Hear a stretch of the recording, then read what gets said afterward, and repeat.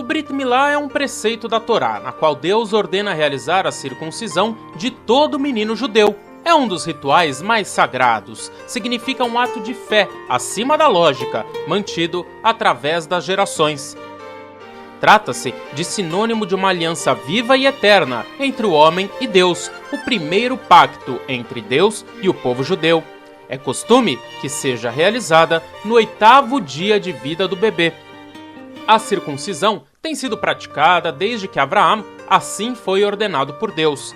Quando Abraão fez sua própria circuncisão, aos 99 anos, Deus adicionou uma letra ao seu nome, que era parte do próprio nome de Deus, significando que, por meio do Brit Milá, o ser humano acrescenta uma dimensão espiritual ao corpo físico. Mas quem realiza o procedimento? A circuncisão é realizada através de um moel, homem temente a Deus, cumpridor dos preceitos judaicos e versado na prática da circuncisão conforme as leis da Torá.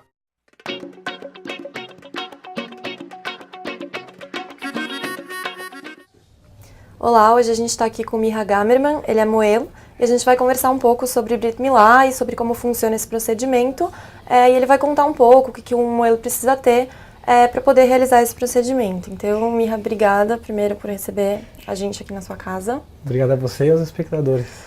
Bom, primeiro eu queria que você explicasse um pouquinho, de acordo com a lei judaica, o que é o Brit Milá? Então, do ponto de vista religioso, o Brit Milá, ele é um pacto entre o Criador e o homem. Deus deu um pacto para Abraão, que ele gostaria que cavasse na sua pele um pacto eterno, que uma vez que fizesse esse pacto ele seja eterno, e através desse pacto a gente se torna um povo. Então essa é a ideia do Brit Milá, a gente cavar na nossa pele um pacto, um laço eterno entre homem e Criador. Então o moel ele precisa ser formado. Esses cursos de formação para moel são realizados normalmente em Israel ou nos Estados Unidos, a maioria deles em Israel, começando com acompanhamento, primeiramente ver vários Brit Milá, acompanhar Moalim, até começar a fazer os próprios Brit e aos poucos se tornar um moel. Pô, a minha experiência como Brit Milá foi que eu jamais imaginei que eu ia virar um moel. Meu primeiro contato com o Brit Milá, eu acho que eu quase desmaiei, vendo sangue. Eu até cheguei pro meu professor e falei, eu acho que não é pra mim. Eu não imaginei que saía tanto sangue, que era uma coisa tão assustadora. Mas aí ele me falou, vamos tentar mais uma vez, mais algumas vezes, até o momento que o meu próprio professor falou assim, você vai virar um moel. Então às vezes olha como são as coisas na vida que a gente não se programa, mas Deus quis isso, que eu virasse um moel. Mas essa foi a minha experiência, fui de pouquinho em pouquinho acompanhando um professor. E aos poucos ele foi me dando autonomia para fazer diferentes partes do Brit Milá, até realmente me sentir seguro e fazer um Brit Milá inteiro, completo. E hoje em dia, porque as coisas mudaram e tal, tem mais tecnologia, um médico, ele tá apto a realizar esse procedimento? Se caso o médico ele for religioso, ele cumpra as leis, ele realize o Brit Milá da maneira como está exigindo-se nas leis, então ele pode ser com certeza um moel também. Mas a Torá, ela pede que seja um moel que faça o Brit Milá. Por quê? Porque o moel, não só que ele tem um conhecimento médico também, e tem a capacidade para fazer o Brit Milá, mas ele também tem o conhecimento religioso. Então, se o médico ele quer fazer o Brit Milá da maneira kasher, então além do conhecimento médico dele, ele tem que ter o conhecimento religioso e também tem que ter a prática religiosa, ele tem que cumprir aquilo que ele está estudando também. Então isso é muito legal conscientizar as pessoas que, apesar que o moel não é um médico, mas o perito do assunto de Brit Milá e de circuncisão é um moel. Ele tem total preparação para fazer, tanto na parte médica, tanto na parte de alahá da lei. Ele tem toda a preparação para lidar com o Brit Milá da maneira mais profissional, ética, correta, para o bebê e para a sua família. E além dessa questão religiosa, existe algum benefício físico que vai trazer para esse bebê no futuro? O Brit Milá traz inúmeros benefícios para a saúde de um ser humano. A possibilidade de contrair doenças sexuais diminuem bastante com a realização do Brit Milá. A pessoa consegue fazer uma boa higienização, ter uma melhor higienização do local. Do homem passar menos doenças para para o seu cônjuge. E lá, na verdade, a circuncisão, a cirurgia de postectomia cresceu assim de maneira geral no mundo inteiro, porque a ciência enxerga quantos benefícios isso tem para a vida do ser humano. Entendi. Então é isso.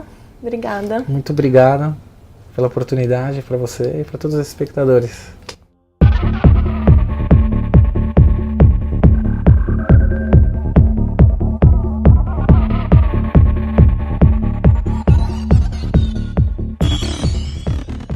No Shabat, o uso de eletricidade é limitado, o que pode acabar, de certa forma, atrapalhando o planejamento de algumas atividades, como, por exemplo, acordar no horário das rezas e das refeições.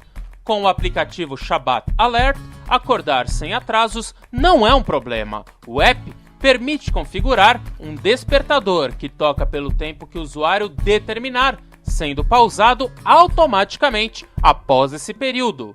Para que o app funcione corretamente, o usuário deve configurar seu telefone em modo avião. Assim, não receberá chamadas e notificações durante o Shabat. Além disso, o telefone deverá estar com volume alto para que o despertador seja escutado.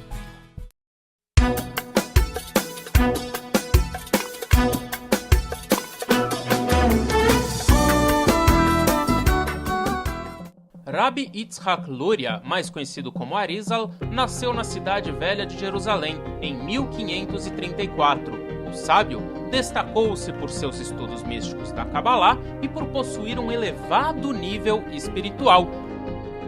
Seu pai faleceu em 1541, quando então sua família mudou-se para o Egito, onde viveram com seu tio.